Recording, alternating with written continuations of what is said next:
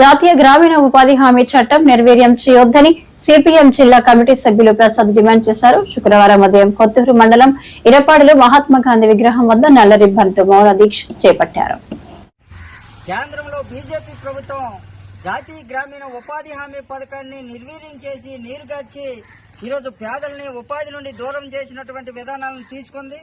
వెంటనే దాన్ని ఉపసంహరించాలని చెప్పి ఈరోజు సిపిఎం పార్టీ రాష్ట్ర వ్యాప్తంగా నిరసన కార్యక్రమాలకి పిలుపుకోవడం జరిగింది. అందులో భాగంగానే కొత్తూరు మండలంలో ఇరపాడు గ్రామంలో ఉన్నటువంటి గాంధీ విగ్రహం వద్ద ఈ యొక్క నిరసన కార్యక్రమం చేపట్టడం అన్నటువంటి జరిగింది. ఈ దేశంలో పేదలకి ఆకలి బాధలు తీర్చాలని అన్నమైనా పెట్టండి లేదా పని ఇవ్వండి అని చెప్పి సుదీర్ఘకాలం పోరాటాల ఫలితంగా 2005లో వామపక్ష పార్టీలు ఒత్తిడితోటి యూపీఏ మన ప్రభుత్వంలో ఉపాధి హామీ పథకం వచ్చింది.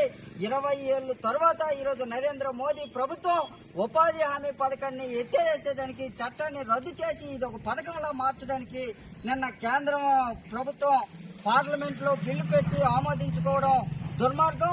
అలాగే మహాత్మా గాంధీ పేరుతో ఉన్నటువంటి చట్టాన్ని జీవి రామ్జీ పేరుతోటి మార్చి మహాత్ముడిని కూడా అవమానకర పద్ధతిలో వ్యవహరించినటువంటి తీరును నిరసిస్తూ దేశంలో ఉన్నటువంటి పేదలు, కూలీలు, కార్మికులు కేంద్ర ప్రభుత్వం తీసుకున్నటువంటి నిర్ణయాన్ని నిరసిస్తూ పెద్ద ఎత్తున ఆందోళన చేపడుతున్నారు.